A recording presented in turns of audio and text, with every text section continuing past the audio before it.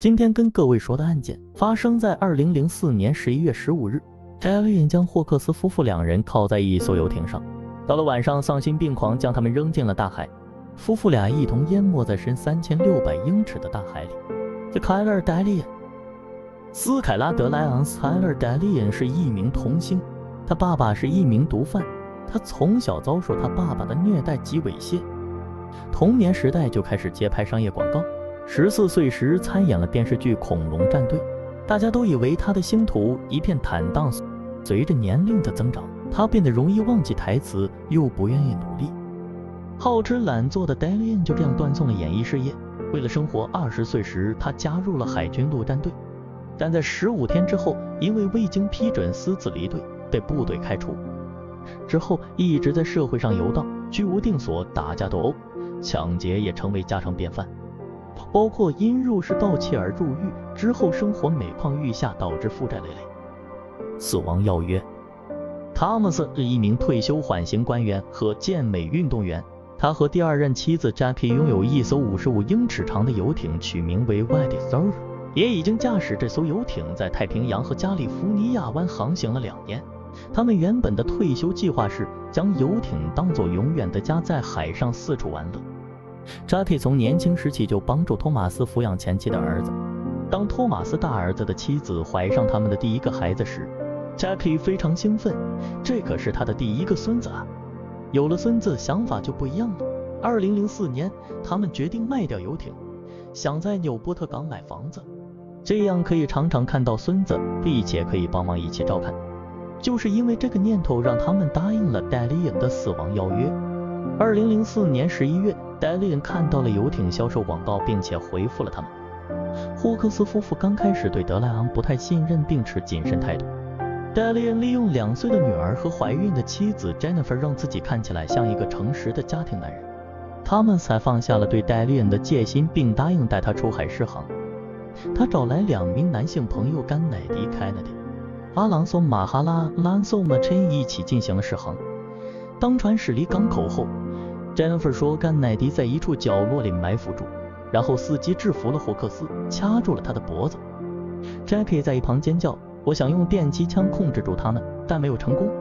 后来我们一起将他们2个铐在甲板上，蒙住眼睛，塞住嘴巴。 Jackie 请求不要杀害他们， Jackie 的声音带着颤抖，别杀我们，我们刚当上祖父母，我还没见过我的孙子。她的丈夫汤姆斯晕过身子，试图安慰 Jackie。 3名男犯走过来，强迫2人签下了转让书，并逼出了银行密码。 Jackie 开始崩溃，但丈夫表现得很镇静。汤姆斯试图反抗，很显然他知道我们要做什么。当戴利恩在他身后要绑住他时，他用右腿狠狠地踢了戴利恩，然后甘乃迪上前帮忙。我想如果不是因为他妻子也在， Jennifer 说汤姆斯可能就逃脱了。随后2人被铐在一起，到了晚上，丧心病狂的凶手们将他们扔进了大海。 Jackie 在坠落时头部撞在了甲板上，随后她和丈夫一同淹没在深3600英尺的大海里，尸体始终没有被找到。在将霍克斯夫妇抛入大海中后，一伙人回到港口，甘乃迪坐在船尾边喝酒边钓鱼。之后戴利恩和妻子 Jennifer 开始打扫游艇，他们用漂白剂仔细清理了各个角落，同时处理掉了所有属于霍克斯夫妇的物品。在获得银行密码后，戴利恩还试图盗用汤姆斯先生的银行存款，转存进墨西哥的一处户头下，伪造成夫妇2人变卖游艇后前往墨西哥的假象。与此同时，霍克斯的家人到处寻找2人的下落，他们找遍了当地所有的医院，也在电视上发布了寻人启事。儿子马特说，我知道这些都是假象，在父母失踪4天后，我想到他们可能已经遭遇不测，我的父亲不可能就这样带着一大笔钱一走了之去墨西哥。接下来的几天，警方在恩塞纳达港墨西哥西北端沿岸港口附近发现了受害人的车，汽车的所有者称车是一名叫戴利恩的男子卖给他的。警方循线调查，找到了收受贿赂、伪造文书的公证人。随后公证人招认 Jennifer 给过自己一笔钱。在搜查 Jennifer 家时，警方发现了属于死者霍克斯夫妇的物品。嫌疑人 Jennifer 承认自己曾贿赂一名公证员，给了他$2000，伪造了一份霍克斯夫妇的财产转移文书，以蒙骗远景。汤姆斯夫妇失踪后，他们的游艇在纽波特港口被人发现。往常崭新的游艇看上去破败不堪。汤姆斯一直将游艇视作自己的孩子，每次出行回来都会仔细擦拭它。他的一个朋友曾说，他总是将游艇打扫得很干净，毫不夸张地说，如果你穿着脏兮兮的鞋走上去，汤姆斯会拿着抹布跟在你后面，一步一步地擦干净。此时，汤姆斯儿子有过消防员经历的马特觉察出一丝不安。父母从来不会像这样失联，即使是在外出航行时也不会发生这种情况。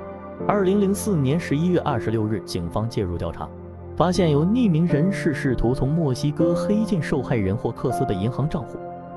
2004年11月29日，又有一些目击者是向警方透露，霍克斯夫妇失踪当天曾与几个想要购买游艇的年轻人在一起。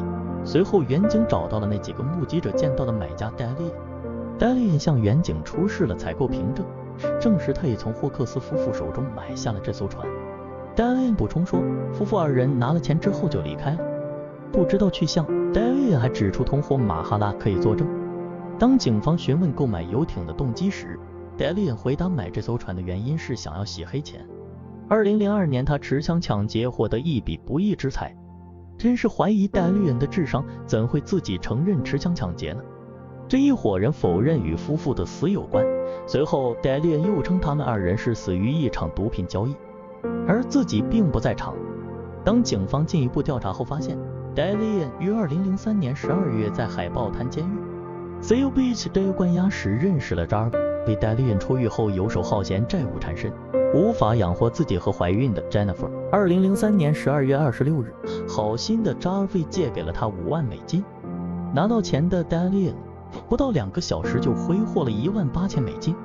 第二天，扎尔维和戴利恩一同外出，随后扎尔维的尸体下午4点被人发现，他喉咙被割短，被抛弃在墨西哥高速公路旁。警方发现戴利恩是一名被定罪的重罪犯时，对他们杀害霍克斯夫妇动机更加确定，逮捕归案。2005年1月16日，在戴利恩试图潜逃到墨西哥时，警方将其抓获，随后警方又相继逮捕了其他嫌疑人。2005年3月，在谋杀案发生4个月后，嫌疑人担任妻子 Jennifer 甘乃迪马哈拉对杀害霍克斯夫妇一事供认不讳，他们承认将霍克斯夫妇扔进了大海。2005年8月19日，扎尔维被杀一案开庭，主犯戴利恩谋杀罪名成立。戴利恩的父亲和表弟因帮助毁尸灭迹也同样面临刑期。2006年11月17日，法庭宣告女嫌疑人 Jennifer 一级谋杀罪名成立，判处无期徒刑。此时她已与戴利恩离婚，名字也由詹妮弗·德里昂 Jennifer 戴利恩改为詹妮弗·亨德森 Jennifer Henderson。2008年3月13日，戴利恩在狱中用剃须刀割伤自己。接受治疗后，第二天戴利恩再次被关进监狱。2008年10月20日，嫌疑人戴利恩被判3起1级谋杀罪名成立。2008年11月6日，陪审团建议死刑。2009年4月10日，加州奥兰治县又称城县高级法院判处嫌疑人德里昂死刑。行凶动机：戴利恩谋杀了霍克斯夫妇，主要原因是为了支付变性手术。戴利恩和他的妻子 Jennifer 在2004年谋杀案发生前已负债累累，住在长滩由 Jennifer 父母改建的车库里。戴利恩还是为了变性手术支付了$500的押金，但戴利恩无法支付$15,000的尾款。戴利恩和 Jennifer 想出了一个计划，透过杀死霍克斯夫妇，偷走他们的船并掠夺他们的银行账户来支付戴利恩的巨额债务及变性费用。根据加州惩教署戴利恩监狱记录，戴利恩在2009年告诉美国广播公司新闻，他只被女性吸引，多年来一直被认为是女性。戴利恩的前妻 Jennifer 说，戴利恩经常穿女装。我不喜欢男人，戴利恩告诉 ABC 新闻，但我想要手术，我知道我100%想要手术，不过我只喜欢女的。渴望驱使戴利恩走向谋杀原因竟是变性手术。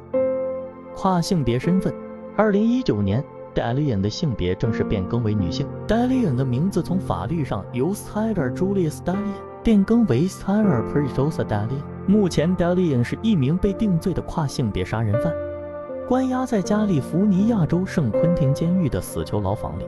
现年41岁的 Dalian 接受了激素治疗，并继续希望进行变性手术。据报道，截至目前，他在狱中与2个不同的女人订过婚。2015年5月，由于一位联邦法官的裁决，该裁决命令加州为莫尔西州立男子监狱的变性女囚犯提供变性手术。联邦裁决一发布， Dalian 也想循同样途径为自己寻求国家资助的变性手术。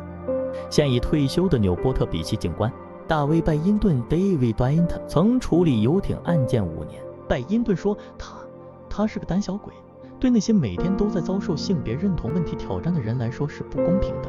他补充说，在杀害了3人后， Dalian 这个凶手不值得接受这个手术。我也不太喜欢用我的内税钱来减轻凶手的情感痛苦，但美国宪法第8修正案禁止故意漠视囚犯的医疗需求，甚至是像 Dalian 这样的死囚杀手，他们可以接受到充分的医疗照护。这场复杂的法律辩论不仅在加州法院激烈进行，而且在马萨诸塞州和乔治亚州也如此，使其成为一个备受争议的全国性议题。我们回到当前的话题，一个被定罪的杀人犯，尤其是死囚，是否应该得到这样的措施来减轻痛苦？这是一项昂贵的手术，许多守法的公民都无法承担。那个被定罪的凶手犯下谋杀罪的手术费却要纳税人来负担吗？这样对那些每天都在遭受性别认同问题挑战的人来说公平吗？故事就说到这里，敬请分享，下期再见。